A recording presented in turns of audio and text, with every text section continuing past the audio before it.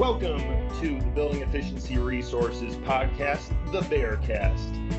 In episode 3, we are going to be talking with Matt Kaplan with Reverio about some updates with the 45L legislation guidance from the IRS, particularly as it pertains to the Department of Energy's Zero Energy Ready Homes program. And then he's going to stick around and wrap with Sandy and I about integrity in the industry. Sandy, how you doing today? I'm doing great, Chris. How are you? I'm excited for today's topics. Me too, man. You know, so just if this is your first time listening, this is the industry podcast for building performance professionals. Hell yeah. Don't get me wrong. There's other good podcasts out there that talk about building science and whatnot, but we're talking about the professionals who do the work, the HERS raters, the HERS modelers, the RFIs, the energy code compliance verifiers, the weatherization guys, the BPI certified professionals, the policy folks. We're talking about Energy Star. We're talking about Zero Energy Ready Homes. We're talking about the IECC. We're talking about RESNET. We're talking about the big topics that matter to you and matter to your business. So please tune in, subscribe, give us a like and all that if you think that it's cool. And we're going to keep coming back at you at least once every couple of weeks with some fresh topics. So before we jump into our feature topic with Matt Kaplan, just a couple of really quick news updates in the industry, a couple things that caught my eye. I guess the first one is there's $400 million going out to the states to encourage them to adopt and enforce climate-friendly building codes. So this would be money going out to the states in order to adopt advanced versions of ASHRAE 90.1 for commercial buildings and then 2021 IECC or beyond. Sandy, what do you think about this money coming out from the feds to the states for this? I think it's going to be a giant driver in the progression of the code. I think that a lot of the hesitation with code has been costs, right? It costs a lot of money to review a code, go through a code, adopt a code, and there's a lot of resistance, from home builder associations and places like that. I think with the funding, it kind of softens that blow a little bit and gives them, the states the adequate funding to be able to pursue these things without succumbing to a lot of pressure from, taxpayers, because basically the federal government is granting them the funds to do this as opposed to the state coming up with the funding itself, and that always becomes a political issue. So I think it's a great thing. I think we're going to see a lot of movement in the code, in a relatively short amount of time. Yeah, and say what you will about the 2021 IECC, and now we're actually getting pretty close to a 2024 IECC draft being out there. That I reviewed the draft. I was actually impressed that it's actually not that far off from the 2021 IECC. So really, it seems like those significant savings that came out of the 2021 cycle are, for the most part, here to stay. Maybe some more trade-offs for builders in 2024, but still, higher levels of performance. These are going to be airtight homes, well-insulated homes by and large, good mechanical systems, sealed ductwork, all the rest of that good stuff. So I'm encouraged to see it. The one thing I'm going to throw out there, though, Sandy, is, you can throw the money at the states, but you got to enforce the code. We can put anything in writing, but you got to enforce it. So how do you think this money is going to affect that, sector? Well, I'm hoping that money also helps in, first of all, updating the code officials, and this has been one of my biggest contentions about code officials, right? And is that, first of all, just to give some quick stats, the average code official is between 55 and 65, they're retiring within 10 years, and they've been probably working for 20 years as a code official. Well, I know just as being, a code official myself, that, I was, certified in 2015. I've never had to certify in 2018, 2021 to recertify as a code official.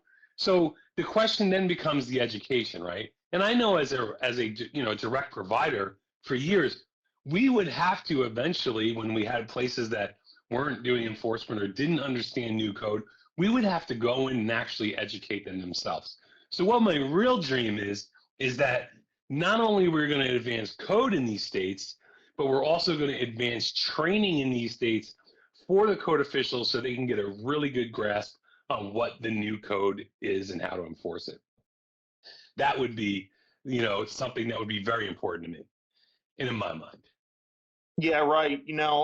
So, this is the press release here that I'm showing, 400 million estates, and enforcement is part of it. It's tough nut to crack. So, I'm hoping that, really, to me, that's where it comes down to training and education and then enforcement. Because, Yep. here's the deal.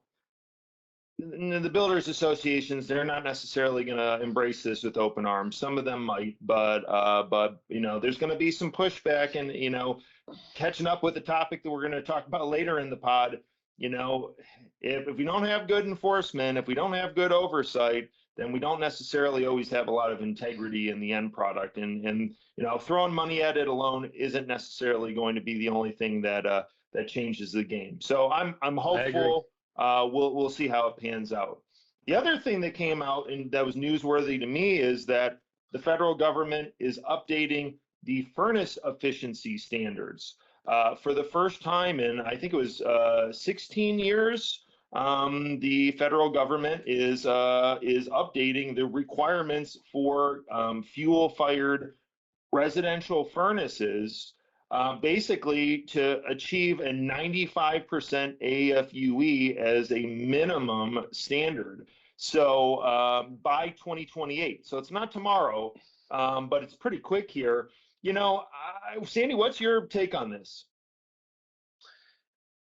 I think this is a ploy to drive to electrification. Yeah, That's what I think. Yeah. Right. I mean, but it makes sense, right? I mean, I think it's going to be doable. I mean, we have the technology. I don't think that's a big deal. I think it was 4 years away is a little bit of a long. I always say we put things too short. We were talking about EVs, and I'm like, stop putting dates on it. In this case, I think it's probably a little long. 2028. But I think really, I think you're going to see more and more in this kind of stuff going on, because I think they really are trying to drive towards electrification. And I think that fossil fuels are not necessarily the best alternative in a lot of places. So I mean, that's really my initial thoughts on it. But I think it's good progress. I think it's good for the consumer. I think it's good for the world. Yeah, And it's not overall, the I agree energy with it. savings. Yeah, it's not just this energy savings either. I mean, with a 95% efficient furnace, then basically, you're going to probably have sealed combustion, Seal combustion. direct vented equipment. So, we're eliminating or at least greatly reducing a risk of carbon monoxide poisoning in a home associated with furnaces. Obviously, this something similar like this tried to get put forth. I don't know, it was probably about 8 or 10 years ago, where at least, condensing furnaces were going to be required in northern states. The big pushback came at that time, my understanding was, retrofit applications, there's more to consider, how you're going to vent the equipment when you're doing direct vented equipment versus, if you already have a chimney stack where you're pumping all the, the combustion byproducts up that stack, if it's already there, it's easy to hook up another one. Bada bing, bada boom. I don't think there's any solution to that today, though. I mean, I still think the same problem exists. Well, no, I understand it. I'm sure that people who are in, trade associations for HVAC will say the same thing. Hey, this is going to cause some problems. But to your point, maybe the DOE is going to say, well, if you can't do it with the furnace anymore, do it with a heat pump. Right. And that way we don't have to worry about the venting at all. Plus, we're moving towards electrification. There's some other concerns about, well, what about, condensing applications if you got furnaces up in a vented attic, and so, the condensation can freeze and things like that. I mean, I hear that, but, again, you can do a heat pump, and that's going to eliminate, the risk of condensation and freezing in the winter time. So that's an option. Or don't put the equipment up in a vented attic, encapsulate the attic or figure out a different place to keep the equipment inside of conditioned space. So in some ways, yeah, I get that the trade associations are going to say it's problematic, but I don't know. I think that we're smart enough to be able to, at least, for the vast majority of circumstances, be able to kind of not have to worry about that being a problem and save a lot of money in the pockets of consumers. I do wonder how this is going to affect some utility savings programs. Utilities oftentimes have a user-defined reference home that, pegs the reference case, efficiency for the heating system at federal minimum. That's an 80% unit. So, now, at least in 2028, they're going to have to figure out different ways to get those savings. So I wonder if those programs go away. Or maybe, eventually. Or, sneak preview. We've got episode 4 already recorded. So we're going to be talking about the CO2 index and its integration into Ecotrope. Maybe those utility programs will start to look at savings more on a carbon basis, and turning to the CO2 index for that. But more to come on that later. But I think that wraps it up for the news and info. So we'll just wrap up here and go into number 2.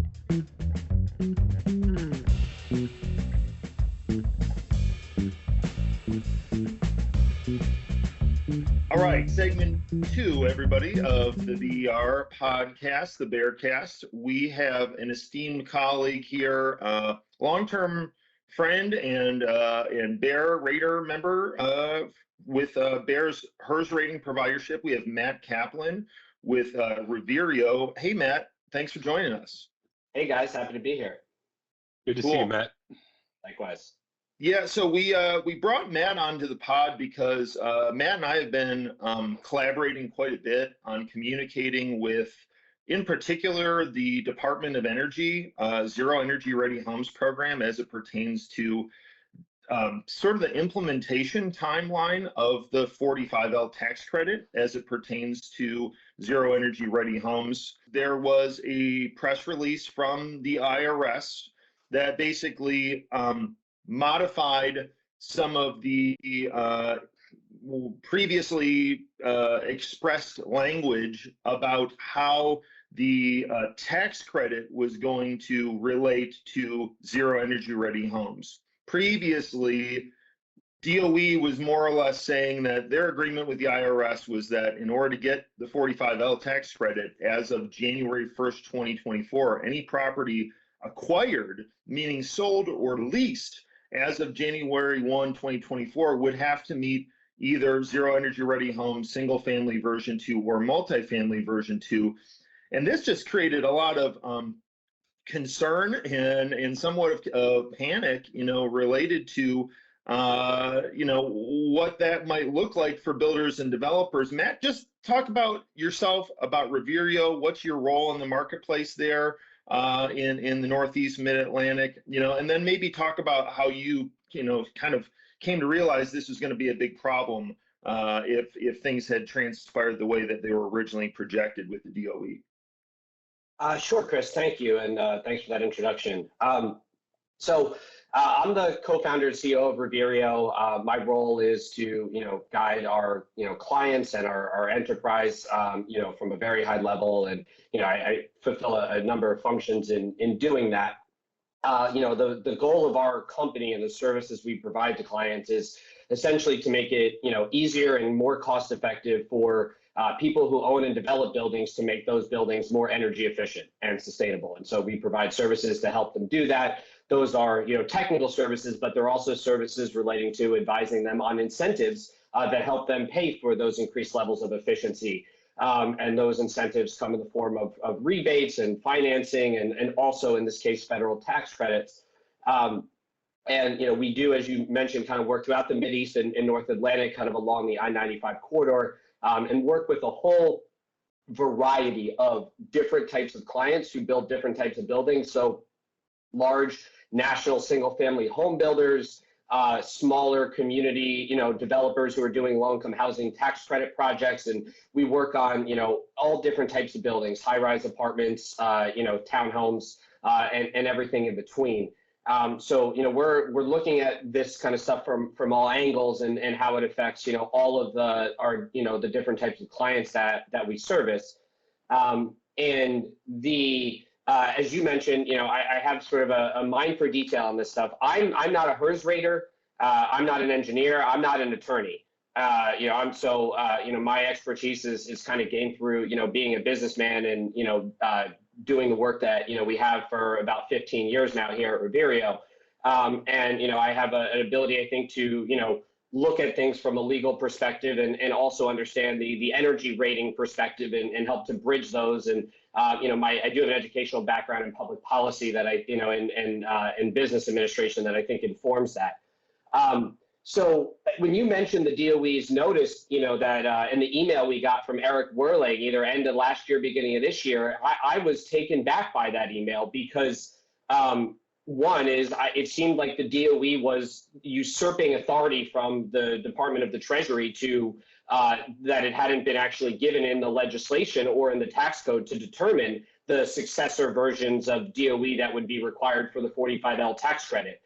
The way that the tax code is written and as amended by the IRA, that power lies with the Secretary of the Treasury and the IRS. So I found it odd and in some ways inappropriate for DOE to be providing those types of declarations in an email and on their website prior to this notice from the IRS, which tells the public that website is the source of authority as determined by the Secretary of the Treasury. So I think that was my first reaction to it last year is they're getting out ahead of something that they don't actually have the authority to determine. But then my second reaction is these timelines are incredibly aggressive and also out of step with the timelines for the Energy Star program that for both single family and multifamily. And since those programs are designed to be sort of linked and tiered together, I found that also very odd. And so those were my initial reactions, going back to early this year, late last year,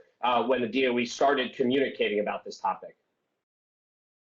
Yeah, no, I appreciate that. And, it was really great to honestly have you as a teammate in this because sometimes I feel like I'm a little bit alone in the woods on this stuff. I got this email from the DOE and immediately I understood the implications of what they were saying, and it just didn't make any sense to me. So it was great to be able to forward it over to you and to have you even take an even deeper dive on it. Sandy, what have you been hearing around the industry about, the 45L timeline that, was projected by the DOE? Has it caused other people in the industry to kind of take notice and have some concerns? Yeah, I've heard, mixed bag, I'd be honest with you, but a lot of people are concerned with this timeline, especially. As far as the Energy Star for Homes program, I think everyone pretty much accepted that and just moved on, aside of the other challenges with trying to move, say, like a cold builder all the way to Energy Star, in a short amount of time. Right.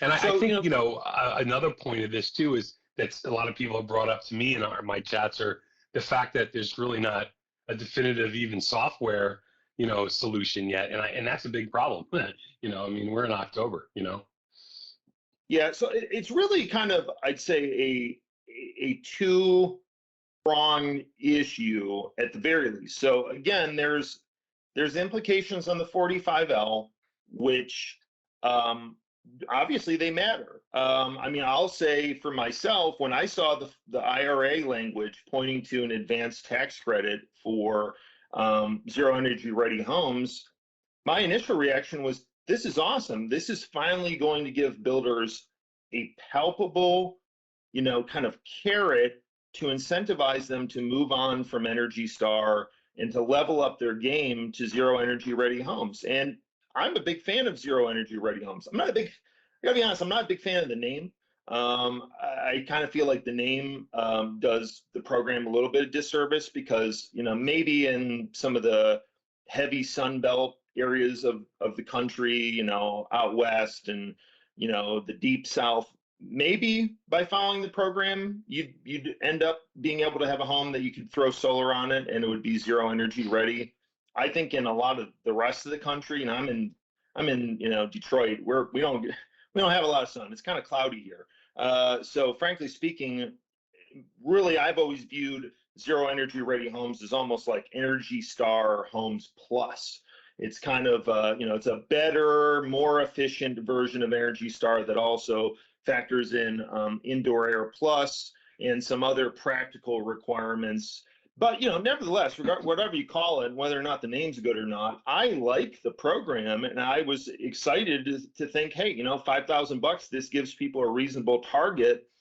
But then the concept that immediately, like, we're going to give people this opportunity, but then we're going to change the rule set fairly dramatically, in order for them to be able to earn that credit. To me, it's almost like it's not really much of an incentivizing credit at all in a lot of ways, at least not here in the interim.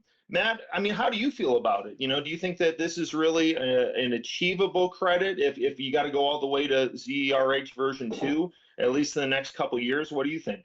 Yeah, I think that, Chris, that it really depends on what version of Energy Star is required in your state. Like, do you have to do version 3.2 and 1.2?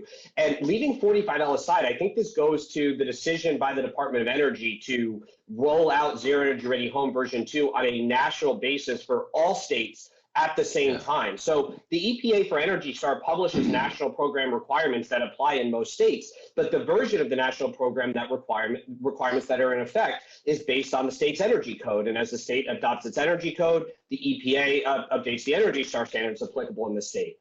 I don't understand, quite frankly, the rationale for the Department of Energy not doing the same thing. As you mentioned, Chris, Zero Energy Ready Home is kind of like Energy Star Plus. These things are designed to work together. And so, there is the level of difficulty between version 1 of Zero Energy Ready Home and 3.1 or 1.1 of Energy Star is similar in likelihood, although we don't have the final Zero Energy Ready Home version 2 program yet, right? But it is similar in likelihood to the incremental difference between Energy Star 3.2 and 1.2 and Zero Energy Ready Home version 2.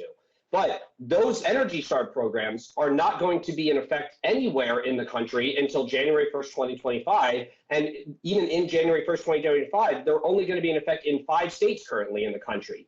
New Jersey, Connecticut, I believe one other state in New England, and then 2 in the Pacific Northwest. And so, in most states, you're going to have the requirement for Energy Star be 3.1 or 1.1. And that will also be the requirement for 45L for Energy Star for at least the next few years, based on the guidance that we have. But in order to do version Zero Energy Ready Home, you'll have to go up to version 2. And the chasm, the delta between the current versions of Energy Star and the future version of Zero Energy Ready Home is dramatic. It is substantial. It's certainly not going to be paid for by the incremental 45L tax credit. And so I just don't totally understand the rationale behind not rolling out Zero Energy Ready Home requirements on a state-by-state basis. I don't know if DOE doesn't have the resources, but I feel like they could just tie it to whatever Energy EPA does for Energy Star in their state. And I don't know why the adoption dates for Energy Star are different than adoption dates for Zero Energy Ready Home. I don't know if policymakers are taking into account how difficult and confusing that makes it for not only for raters, but for raters to then explain to developers or design professionals, right? And home builders to actually try to get them this stuff. I mean, this is the stuff that makes people want to punch raters in the face sometimes, or builders start yelling at raters because they're like, what are you saying? You know what I mean? This stuff is already complicated. And so the lack of coordination and synchronization between the Zero Energy Ready Home program and the Energy Star program, 45L aside, to me is still befuddling. And because we haven't seen this type of increased delta happen, because the Zero Energy Ready Home program is new, right? There's only been one version, version 1, and that came into effect right after 2012 IECC came out and Energy Star upgraded. So basically, all of the versions of Energy Star that have happened over the last couple years, 3.1, whatever, right? All of those are still relatively in proportion to Zero Energy Ready Home version 1. Now they're not going to be in, for the whole country for next year, and then in 45 out of 50 states in the country in 2025. I don't understand the point of that.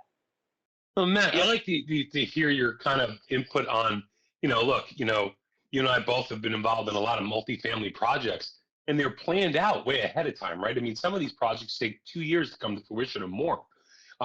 That's gotta have to have a dramatic effect on, planning and now, halfway through, the design phase, we're switching up and we don't even know what that's going to look like. So I'd like to get kind of like what you're hearing about that. Yeah, I mean, there's particular, and I want to give the Department of Energy some credit here because, with the IRS notice that came out that establishes their website as and gives them the authority to now actually make these proclamations, they updated their website to remove an acquisition date cutoff for zero energy ready home for 45L. So now it's all just based on the permit date that it makes it eligible for certification. That's really notable. To me, that's the biggest thing that happened last week. Because that's the 45L tax credit since the original version of it was created in 2006 has always been tied to acquisition date. And it's still being tied to acquisition date for Energy Star. But now for zero energy ready home, it's going to exclusively be tied to the permit date. That's very significant. I think that's positive because it at least gives, projects that are permitted this year, essentially unlimited time to complete and still be able to earn the tax credit under version 1. But beyond that, for multifamily in particular, they still have a permit date cutoff of January 1st of 2024 for version 2. And I don't understand that for single family or multifamily because the first time that the EPA is requiring 3.2 and 1.2 of Energy Star is January 1st of 2025. They had said 24, but then they pushed back to 2025. And again, that's only in the 5 states that have adopted 2021 IECC. I'm not sure, even from a permit date deadline, why the zero energy ready home program should be a year ahead of Energy Star. But it's particularly a problem for multifamily because, as we've kind of mentioned on this call, that program is not finalized, and there is not even a beta version of the energy modeling software, the ERI energy modeling software for that. And just anecdotally, this week, I had 2 different low-income housing tax credit developers in Philadelphia reach out to me. We had done energy modeling and analysis to give them specifications for zero energy ready home version 1 last year. They applied for low-income housing tax credits. They didn't get approved. They're applying again, but they're not going to have their permit in before the end of the year because they're still, trying to apply for tax credits. So they want to know, am I still able to select zero energy ready home on my application because that gives them points towards earning competitive tax credits. So they want to know, okay, well, what do I need to do if I need to get version 2 in order to mark this on my application? And we're basically going to use, our best efforts to give them some directional guidance, but we can't actually tell them definitively, here are your specs and they need to know what their updated rebates would be, from the utility companies based on those specs, because that's part of the pro forma that makes affordable housing projects, pencil out. And so, I think it's great the DOE removed the acquisition date deadline, but they're also seem to be not acknowledging the fact that the tools to implement this certification program don't exist. The modeling report is not finalized for single family either, but the single family homes have have a shorter design time frame at least, and at least we have a beta version of the energy modeling software for those. So it's very problematic. We have a lot of developers that are having to, they may have to make decisions based on incomplete information. They may have to say, look, we can't commit to doing zero energy ready home because we don't have enough knowledge, and then, we're going to have to just do a reduced HERS index or something like that, which isn't good for them, isn't good for the country, and isn't good for the Department of Energy. Yeah, Matt, Great points. I'm hearing the same things here, in Detroit. There are some, Michigan's affordable housing QAP for low-income housing tax credit projects gives extra points for participation in Enterprise Green Communities Plus. And Enterprise Green Communities Plus, for those who aren't aware, basically the plus is really in the energy efficiency criteria. It does require some more just points in EGC, but really the meat of it is that you have to meet a more advanced programmatic requirement. Zero energy ready homes is one of those options, as is NGDS Zero and Passive House. So, but really, I think in a lot of ways, again, leveling up from Energy Star to zero energy ready homes historically has been viewed as it's still something more to do, but it's achievable. Now, there are projects that received their funding notification last year They're still working on design drawings. They're not ready for construction drawings. I don't know how it is out east, but I'll say here in the Midwest, cost stability for affordable housing is as challenging as it has ever been. And so, this project's trying to go through various iterations of value engineering the project. And I'm telling them, like, guys, clock's ticking. If you don't get these permits, at least your application in by the end of the year, then it's a whole other ball of wax. Because version 2, again, it's in draft, and I'm going to go ahead and open my screen just for those back at home, so that they know what I'm talking about. But, the draft version of the multifamily version 2 standard, again, it's still a draft. It's not a finalized standard, but it's in draft now. It looks a lot like Energy Star multifamily new construction, which is an advanced program to begin with. It's already got plenty in terms of mandatory requirements. So to meet Zero Energy Ready Homes multifamily version 2, you also have to meet Energy Star multifamily new construction version 1.2. That is a prerequisite. So you have to go through Energy Star multifamily new construction. That's a big enough lift by itself. But then there's other things here. You have to have 2021 level of envelope insulation. Other things that came out of this that could be a trick. I think, some of the EV ready stuff, it's not that I disagree with it necessarily, but it's a premium, to a developer that hasn't previously had to consider that. Like, if you're going to go from version 1 to version 2 of the multifamily standard, now you have to think about this. What happens if you were not doing heat pump water heaters or heat pump space heating equipment? You have to basically run conduit to basically, have it be set up for the future to install all electric heating and hot water, profile in the building.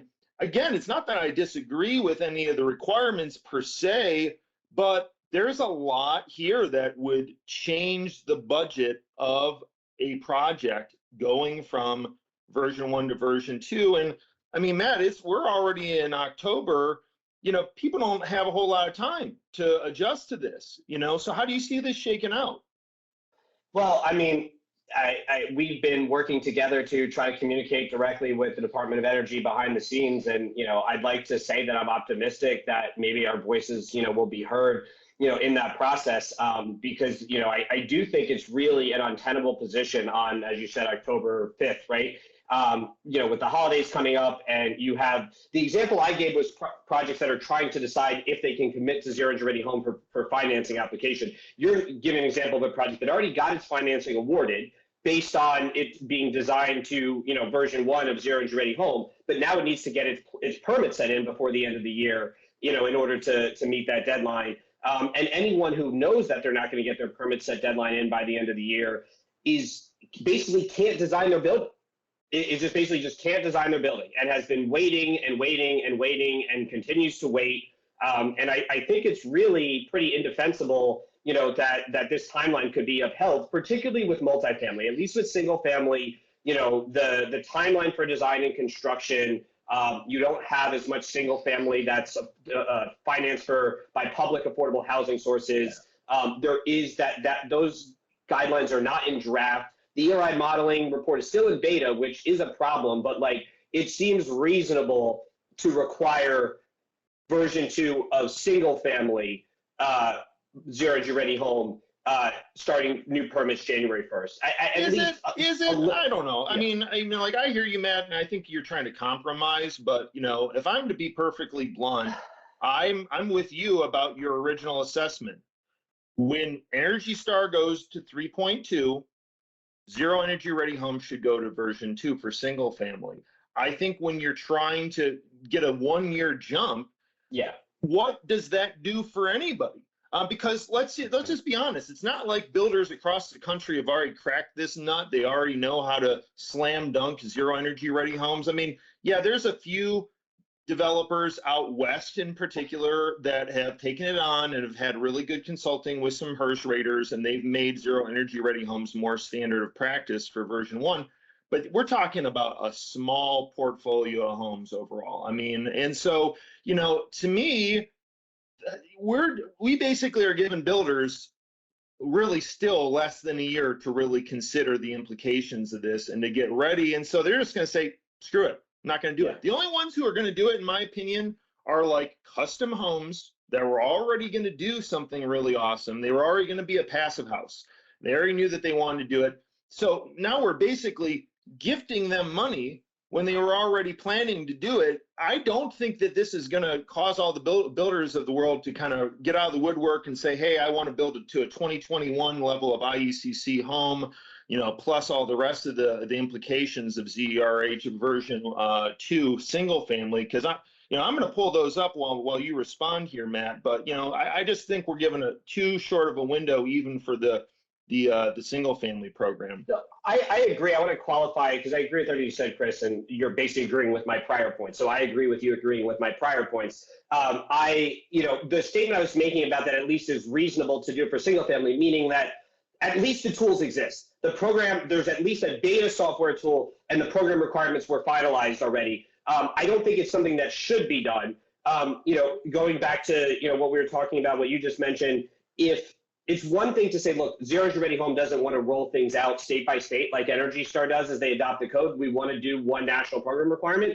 I don't know that I agree with that, but even if you stipulate that for a second, you shouldn't be rolling it out nationally until at least the first states have adopted the version of Energy Star that's in accordance with that, right? Point. So it's like, there's no reason, if those states aren't rolling out till 2025, that any Zero Energy Ready Home version 2 standard should be required for any permit. I would say single family or multifamily should before January 1st, 2025. And to your point about market adoption based on incentives, I mean, a couple things. One is custom homes, if they're being done by the owner, wouldn't qualify for 45L anyway. But yeah, there's a lot of other passive house projects and stuff like that that are, you're basically just giving free money to because they're already, being built in. You're not helping to transform the market. New Jersey, where I live, has had its single family home rebate for Zero Energy Ready Home is like $6,000.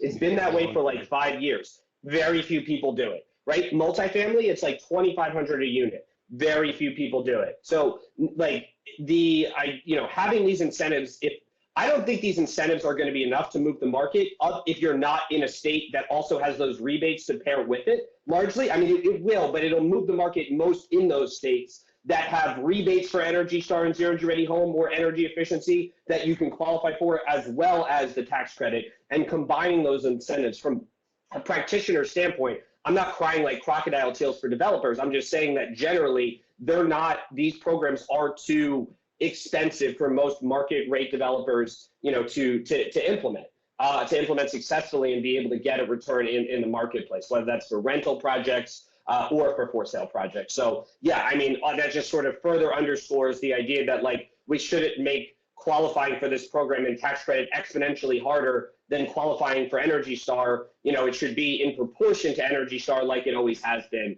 And the current DOE policy still does not align with that. Yeah, I mean, so Sandy, I mean, you know production builders pretty well, I mean, just a little bit. Here's single family home specs, version 2. You got to have a 2021 IECC compatible building enclosure. Same stuff, ducts inside building envelope. That was the same from version 1. I mean, that's enough of a game changer for a lot of builders. There's still a lot of builders who are not doing that alone. The envelope backstop alone is enough to stop them. And, look, I don't have to tell you, Matt, just to get them to try to go to Energy Star is like, trying to be the Olympic hurdler. I mean, it's a cost difference and they don't want to spend the money. I always tell the story in the field as I was in a large national production builder garage one day talking to a construction manager, and an engineer was in there redesigning the corner of a garage to save $1. And I always took that as a great example of like, look, so I asked the guy, I'm like, why $1? He says, well, we build, 10,000 of these, so that's $10,000. And again, I'm not parlaying against the national builders, but they're on a scale and they're on a budget and they're building a certain product at a certain level. And this is just, we've never seen it. I mean, again, you know, and I thought Matt's other point was a great one that we sort of like blooped over, was that there's no, you know, low income, you know, housing funding or anything like that available for a single family home for the most part, you know. Not generally. So, you know, not generally. So, you know, again, there's a lack of motivation in itself, right? Tied back into the rebate conversation as well. You know, I just think it's, you know, the only way we're ever going to get to the point where we adopt something like this is going to be to when the code gets to the point where it's a pretty easy pushover, you know, like it's a pretty easy transition. But in a lot of states, we don't have that, right? New Jersey is one of the better ones. You know, some of this other stuff. I mean, like I said, you know, EV readiness, it's a good idea. I'm not saying it's a bad idea. We were just talking about EVs last episode. You know, I think that, you know, it's coming here and people are going to want to have that, you know, infrastructure at their home. Even if you're going to do gas-fired heating or hot water systems, you still have to run the conduit. You know, I think on a single-family basis, some of these things are actually maybe a little bit easier to absorb, you know, but not, maybe not for a production builder that's, again, building out a whole community. And, you know, ultimately, that's what this credit is for, too. I think sometimes we lose sight of it, you know, probably because, you know, the last version of the tax credit, frankly speaking, just became corporate welfare, institutionalized corporate welfare. We were just giving it away, especially towards the end, unfortunately. And, you know, so the purpose of the credit is supposed to be to motivate the marketplace to do something more, to get them to be prepared to deliver these types of homes that are truly supposed to be exceptional. They are supposed to be, you know, actual zero energy ready homes. And I will say, to the DOE's credit, and maybe this is why they are rolling it out at the pace that they are, this version of the program, I actually think I can get behind the name better. Zero energy ready homes. I think if you build to this, even in a place like Detroit, you're going to be getting a lot closer to truly being a zero energy ready, capable home. You know, because of some of the electrification readiness, because of the more robust building enclosure, et cetera. So on some hand, I don't necessarily blame the DOE, but I just think, back to Matt's point, we got to explain all this as raters, you know, and rating companies and executives to our customers. And to them, it just doesn't make a whole lot of sense. You know, why are we immediately changing what the threshold would be? We're not even ready to meet version 1 right now, let alone jump to this thing that is truly aspirational for all but, you know, the most, you know, dedicated home builders. So I don't know, Matt, any additional thoughts on this? Yeah, I'd be actually curious, Matt. What do you think the best resolution to this is?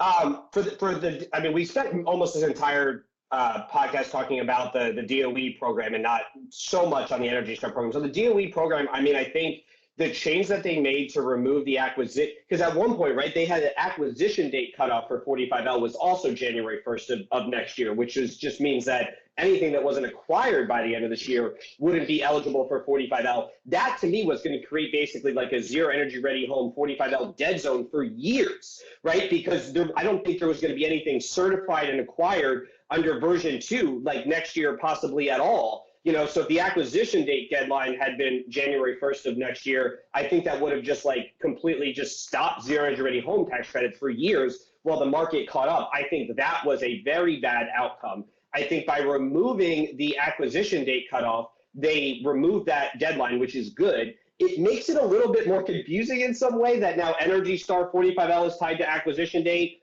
and permit date eligibility for certification and zero energy ready home isn't. I think I'm okay with that. I think the permit date deadline needs to get pushed back to January 1st, 2025 for both single family and multifamily. I think that's the main takeaway. I also think that like it should really only be rolled out in each state that adopts 2021 IECC as the EPA requires it. So I actually think version 2 should only be required in 5 states that are adopting 3.2 and 1.2 on January 1st, 2025. And I'm not saying this because I'm not like an environmentalist or an energy efficiency nerd and I'm trying to save like production home builders money. Like quite the opposite. Like, I think everyone should spend all the money to just build everything passive house, right? Like, that's what I believe, but I'm trying to get the market. I'm out here every day trying to get the market to go from code to Energy Star to Zero Energy Ready Home. And when you make these you build these programs to align, and then you scramble that, and you're like, well, the market will figure it out. Like, the market's just gonna bail. So I don't, I think that there's a little bit of tone deafness there, in terms of like, oh, well, this is the right thing. As Chris said, we can get behind the name. It is a much better version of the program. I'm with you. It's a much more accurate representation of Zero Energy Ready Home. But if it doesn't align with code and then Energy Star, as it has been designed to for basically its entire life, it's going to be a lot harder to get people to do this, which will result in less efficiency, right? So the policy stuff has to make sense. So I think that's really what I'm looking at as the solution for Zero Energy Ready Home is it can be tied to the permit date. There can be no more acquisition date cutoff. That's fine, I suppose. It should be pushed back to January 1st, 2025 at minimum for the nation. And possibly should be pushed back later for states that, aren't adopting Energy Star 3.2 or 1.2 yet. So that we can try to move the market incrementally. Like, the market isn't going to jump from like 2015 or 2012 IECC to like almost passive house. And it's just not going to do that. Like, housing affordability is at a housing affordability, I think, is at a 40-year low right now. Like, so it's just like there has to be some context for this. Yeah, and I'm with you. So, I mean, just so we're clear, basically now, to be eligible for 45L with Zero Energy Ready Homes, it's based off of the program version based off of permit date, which is really fundamentally, Matt, what you and I have been pushing for. So at least we got to win. And, anybody who says, man, Chris, you run your mouth too much, you're always complaining, I'm going to keep running my mouth because I'm racking up those wins. And so Matt, you and I are going to keep being the fuss butts in the room because we're getting somewhere with it.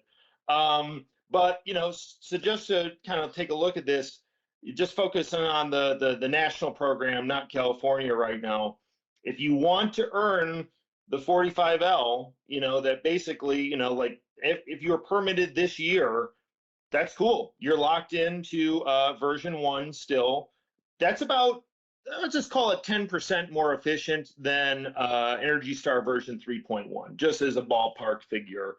And so again, I think it's achievable. And so, talk to your builders right now about maybe leveling up, try to level up, see if they can get there. They may be surprised. They may be really close, especially if you're already in a state with a more advanced energy code. You might be closer than you think.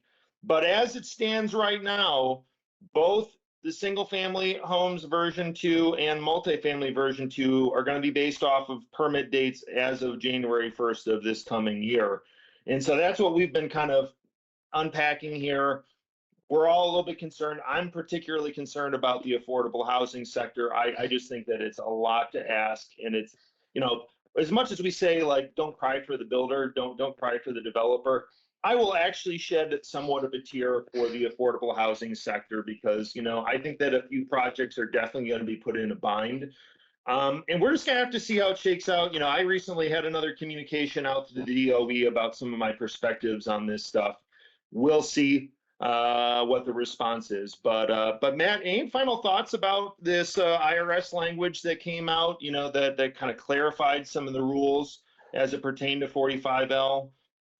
Yes, but before I get to that, I just have a couple thoughts on what you just said. So okay.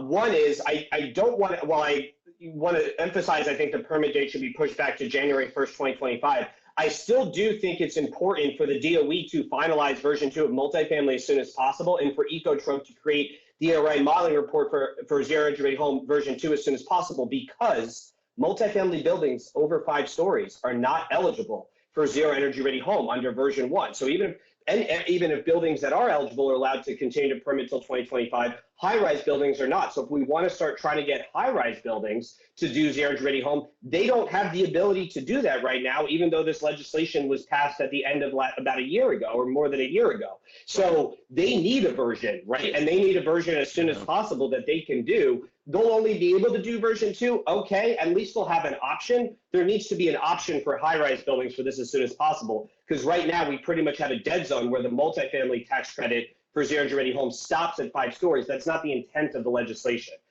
The other thing, Chris, I wanted to mention to you about affordable housing is I've been talking to some other rater colleagues, and they're like, we've started reaching out to some of the affordable housing agencies, that we work with to, maybe get them to accept like zero energy ready home equivalency or something like that. I hope that that's not necessary. To me, that's a symptom of policy failure by the Department of Energy. When you get into equivalency, you can end up bending rules and you're outside of certain QA protocols and stuff like that.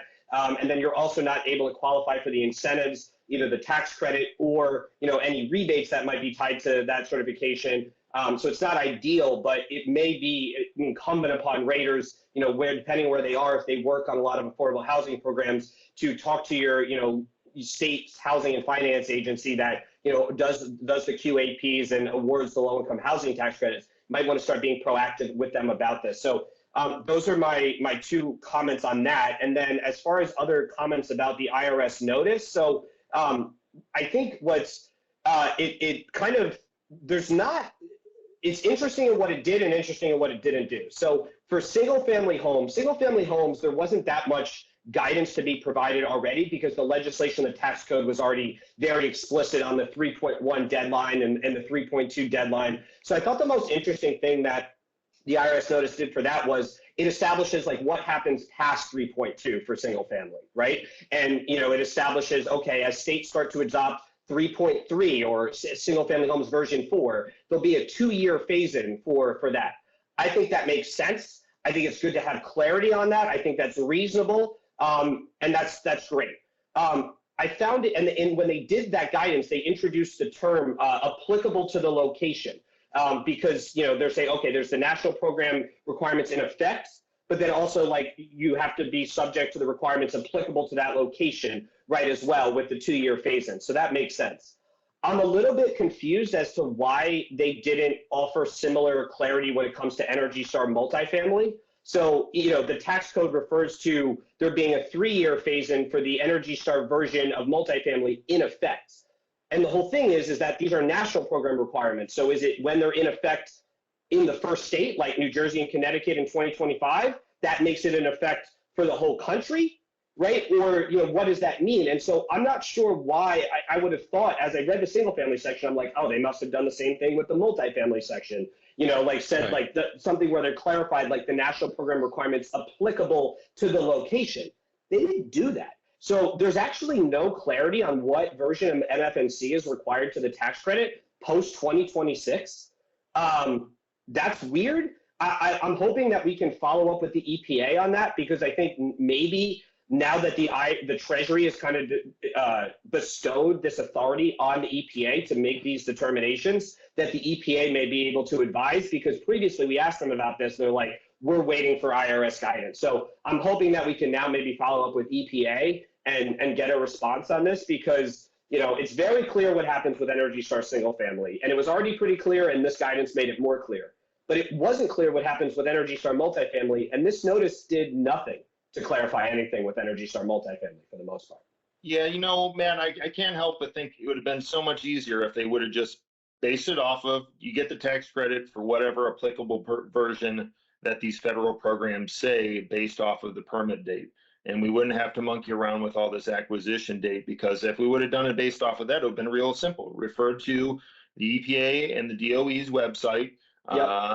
And then you lock in your version of the program wherever it's applicable in your local area based off of what the website says with that transition timeline. So I agree with you and completely. I think the problem is actually the underlying tax code and authorizing legislation kind of keeps acquisition date as the deadline requirement for Energy Star, whereas for Zero Energy Ready Home, it just has this one short thing like, or any successor program determined by the secretary. So right. The department, they locked themselves in with Energy Star, and they gave themselves a little bit of room for interpretation with Zero Energy Ready Home. Yeah, exactly. Yeah.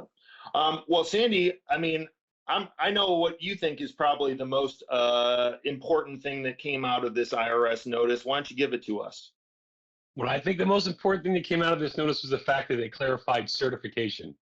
Absolutely. I can't tell how many people have reached out to me with these bogus, just have your builder fill this out and builder verify it because it only has to comply. It doesn't have to be certified, and it put an end and that put that to bed permanently. And I'm ecstatic about that because I mean I've had these documents in my possession that some of these companies were handing out, and I'm just glad to see that somebody was smart enough to go, oop, that was a big mistake, and fix it. So certification is the rule, and certification should be the rule. And I was very, very happy to see that, especially after the last 6 months, as you know, or so, Chris. We've been getting a lot of weird inquiries about it, and I'm just like, Right. and we spend more time shutting that down than we do, because we're not going to be involved in that. We knew it was certification, but I'm glad to see they clarified the language. I thought that was a very important point of it. Yeah, I agree. What do you think? I agree, Sandy, wholeheartedly. I mean, as Chris mentioned, he called it institutionalized corporate welfare. I usually call it like fancy, pseudo tax fraud. Basically, everything that happened with the tax credit from 2007 through the end of 2022.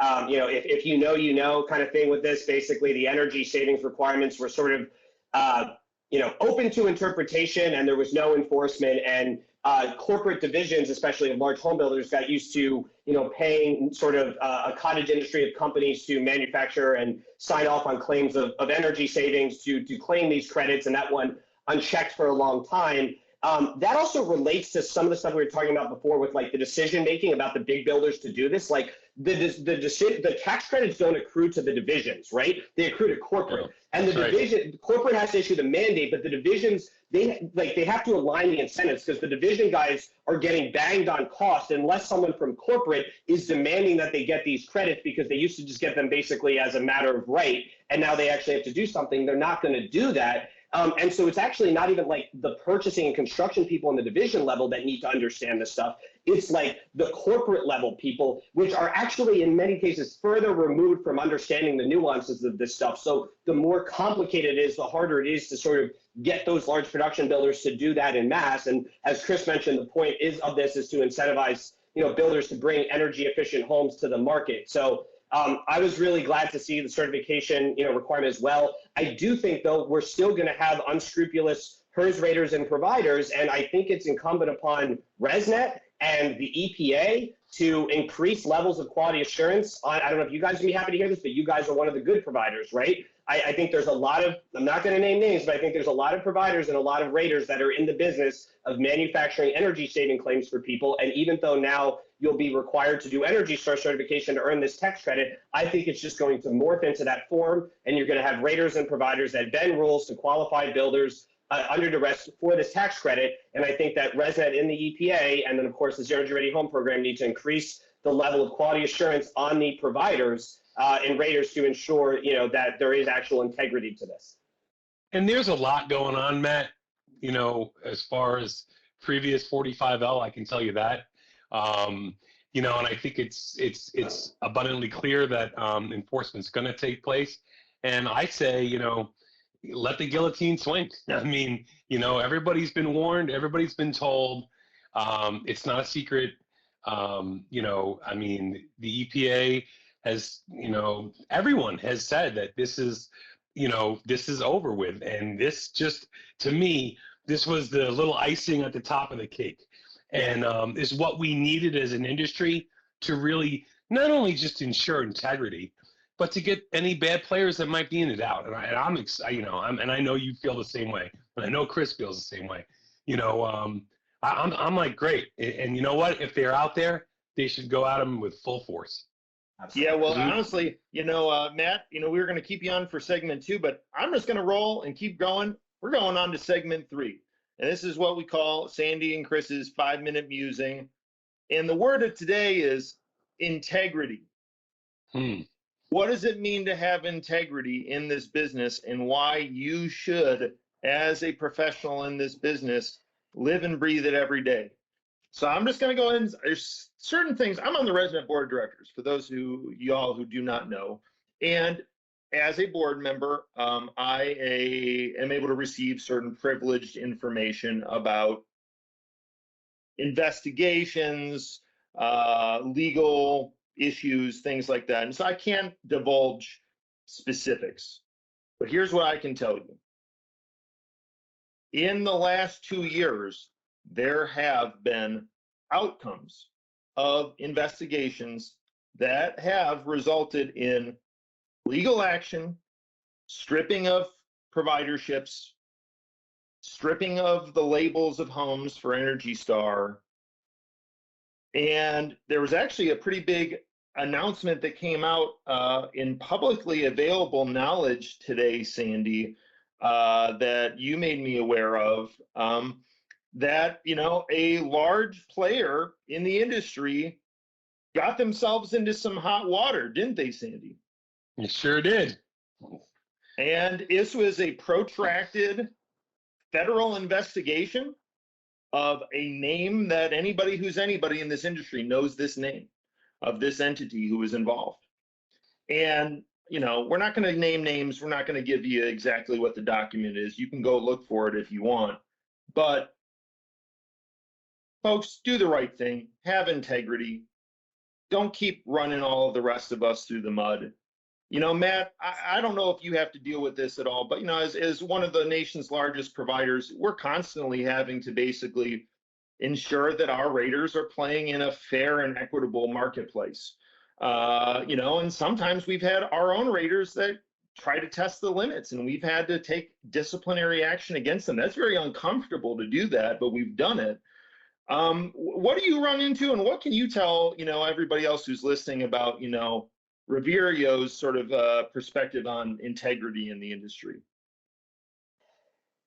Yeah, it's a great question. It's a great topic. I find it, you know, really applicable, even maybe more to single-family home market than multifamily home market for whatever reason. There seems to be a little bit more nefariousness at foot in single-family, you know, ratings for whatever reason. Maybe just because of the nature of the individuals involved.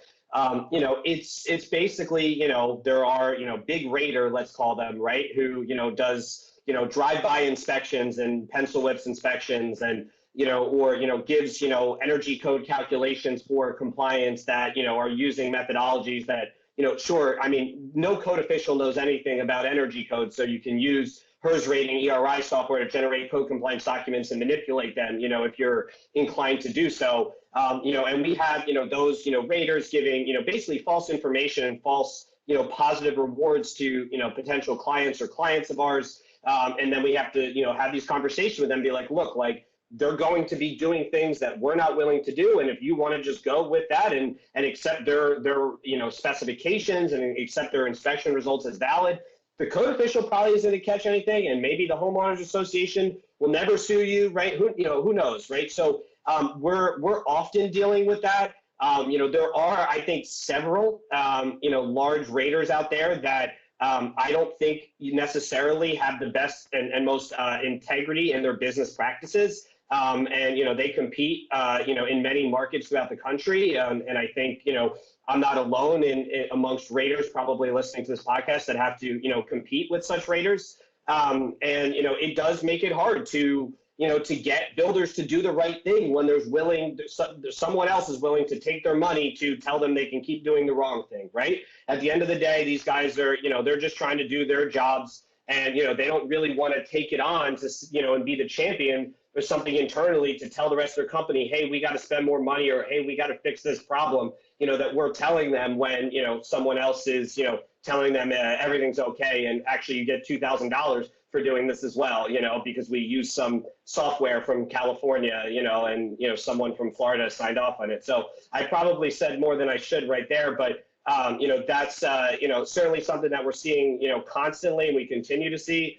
Certainly 45L was a big part of that, but, you know, we see lack of integrity, not just with the tax credit, but also when it comes to energy code compliance, right? And raters, you know, we haven't really talked about energy code compliance today, but that's a big market opportunity for raters, is providing energy code compliance documents for permitting and inspections. And a lot of times, you know, those raters know more than the code officials.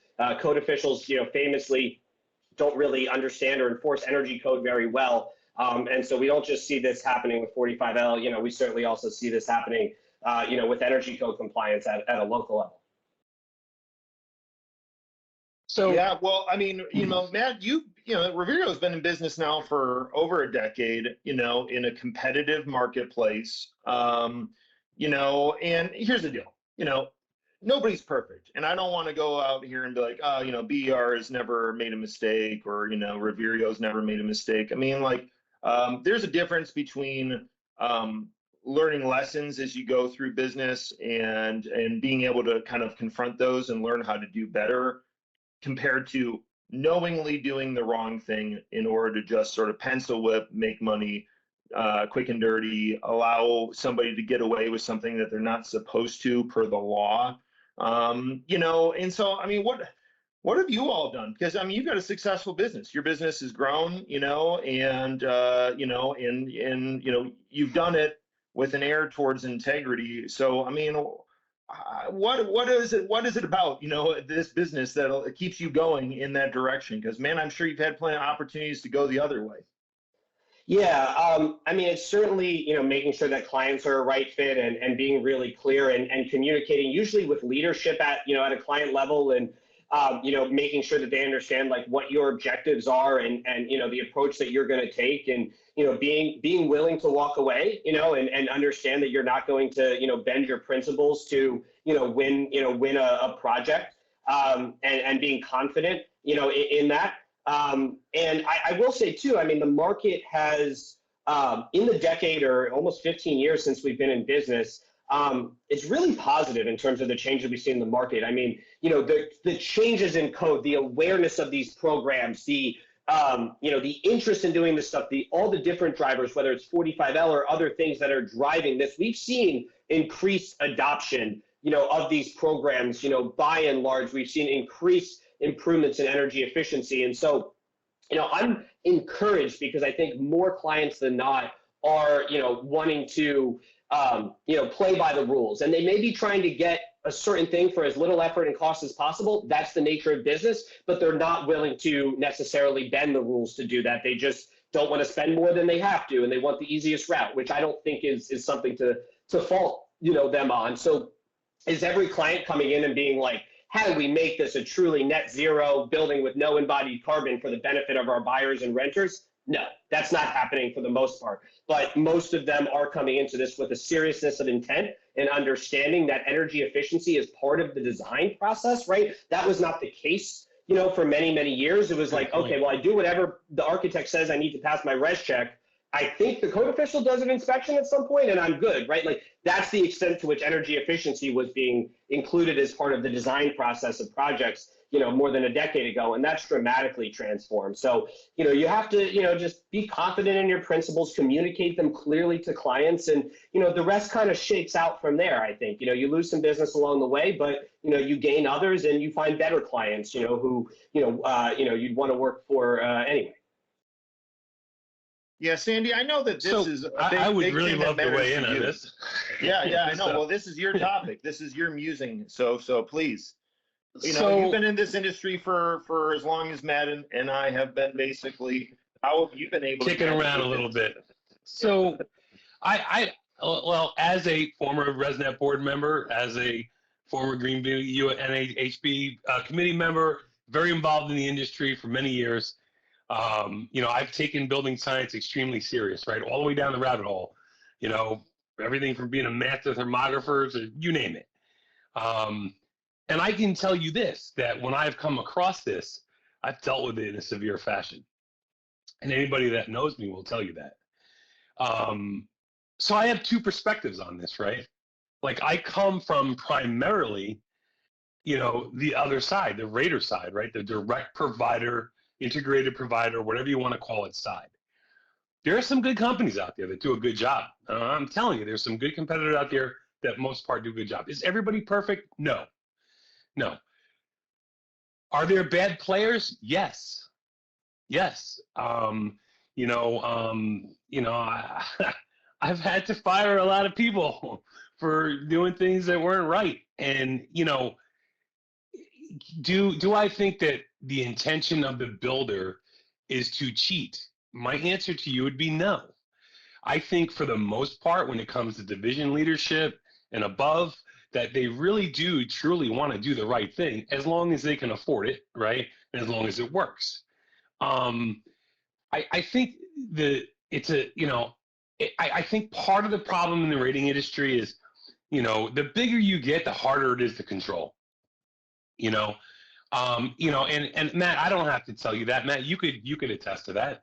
The bigger you get, the harder it is to control. And I think that I think that there's been a lot of attempts to mitigate that with geo-tracking and things like that. But I still think there's a better solution somewhere as far as that goes.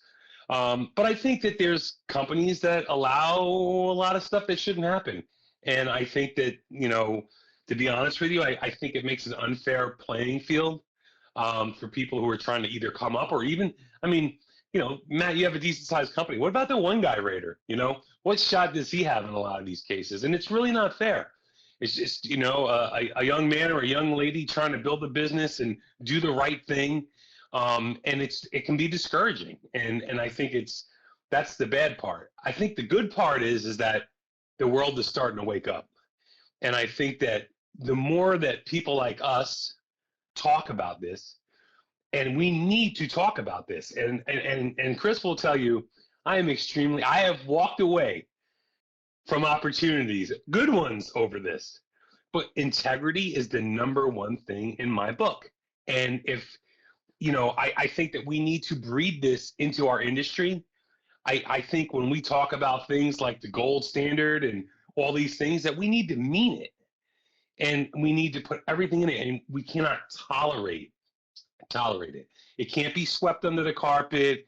It can't be, oh, well, it was taken care of on this side, but, here we are years later, still a provider. I don't think that's the right answer. I think that you follow the rules, Now, can we make mistakes? Again, everybody always takes this conversation the wrong way. They go, oh, well, we just made a mistake. Well, if you made a mistake 55 times, more than likely it's not a mistake, and you were corrected along the way.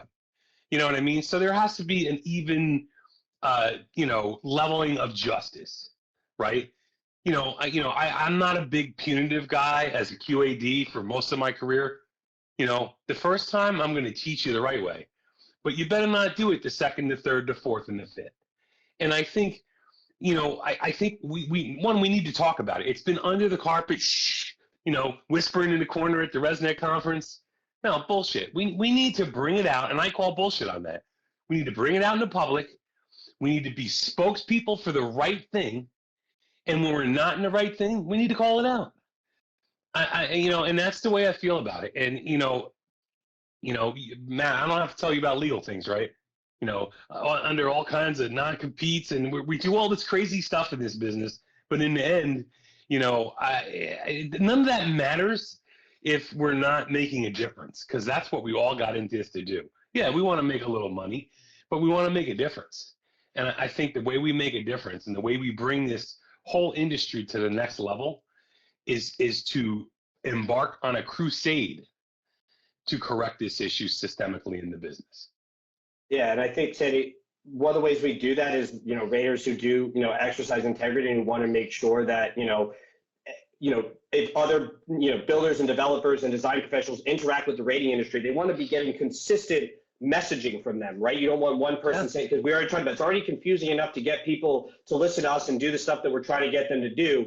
That becomes impossible when it's like, well, this guy's saying this thing, this guy's saying this thing. I don't believe anything you guys are saying. And so, I've been, I've had a lot of success working with, I'm in New Jersey, my business is in, our Riviera works in, everywhere up I-95. There's a lot of good raters in our region, a lot of really good ones. And I, communicate with them a lot about changes that are happening. The stuff we were talking about was there in Ready Home, right? We want, especially when there's genuine ambiguity. It's one thing when it's like, okay, one person, one thing, but if there's genuine ambiguity, you kind of want consensus, right? That, the industry can relay to, the industry's collective market of services. And, I think that is achieved when, raters of good skill, intelligence, and integrity, regularly convene to discuss these matters to make sure that there's, alignment across the board.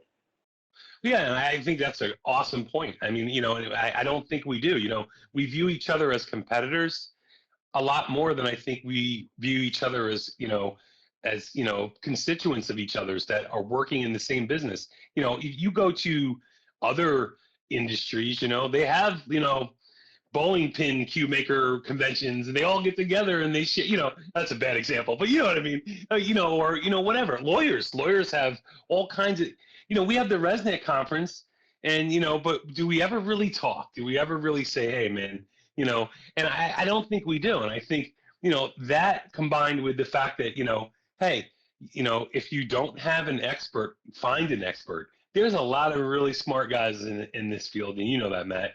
A lot of people that can help you along the way. A lot of people understand it. And then I would say the other thing is, when it comes back to the integrity thing, is that the organizational institutes that run these things have to yield a much larger hammer, and they have to be willing to make moves, no matter what it looks like. It's not about optics when it comes to integrity, in my opinion. It's about doing the right thing, because the right thing is always the right thing to do. Yeah. Matt, Chris, you got anything to add? Well, I mean, here's the thing. I started BER with Uriah, because we like this industry and we like HERS raters. We like training people the right way, and we learn things as we go. Look, when I started in this industry, we didn't know how to test ventilation the right way and model it the right way. It just, the industry wasn't on top of it. We didn't know how to grade HVAC equipment. We weren't on top of it. We weren't doing multi-point blower door testing, yet really as an industry consensus. So there's a lot of things that get better over time, and so you can look back and say, well, did we do the wrong thing because we didn't account for those things? No, that's different. We're talking about fraud, folks. We're talking about intentionally doing the wrong thing. And like to Sandy's point, let's stop with the pretending that it doesn't exist. Let's quit with, oh my God, if you're going to offend somebody or you're going to make somebody look bad. If you're committing fraud in this industry, I hope that you're found out. And I'm watching. BER is watching. We have found other providers not doing the right thing, and we've reported on them, and we'll do it again. I love it. I love doing it. And if you really think that we got room to improve, come at us. Come and have a conversation, because we don't just start with that. We don't just go cry to daddy about it. First thing, we try to resolve it up out the gate with the providers and the raters to make sure that But oftentimes people know that what they're doing is wrong. They don't reply, or they try to do a bunch of smoke and mirrors. I'm coming for you. That's all I'm gonna say. And so I'm from Detroit, man. I'm coming. So don't even mess around. Me and Matt are from the Northeast, man. Come on. Yeah. Well, anyways, Matt, final thoughts on this topic? We covered a lot today. I don't have, any other major kind of takeaways. I think it's really good that you guys started this podcast. I think whether it's the RESNET conference or this podcast, there needs to be more venues for these conversations. The fact that, like, Chris, it took me and you being like, oh, we should probably talk to the rest of the RESNET board of directors and leadership staff about this major problem that's existed for 6 months that no other rater has taken, or RESNET has taken active leadership on. Like, I applaud RESNET leadership for being responsive and understanding and engaging and taking immediate action. I am a little bit surprised that had to be prompted by me poking them 7 months after that action should have been taken. And so I do think that if there was more of a collective forum for raters of high integrity, skill, and knowledge to convene and have these conversations in less of an ad hoc way. I mean, even the conversations I'm having with other raters in my industry, it's like, all right, well, we're doing it over email. We try to schedule a meeting when everyone's available, but like, it's very ad hoc, you know what I mean? And so if we're trying to drive, integrity and clarity in the industry, like, we might need certainly platforms like this and others to achieve that. So thanks for having me on. It's been a real pleasure. Yeah, Matt, you're awesome. Thanks a lot. Thanks a lot, Matt. Great having you, man. Good Likewise. to see you, man. Episode 3 done. Thank y'all. Listen again. BERcast. We're out. Peace. Thank you, guys. See ya.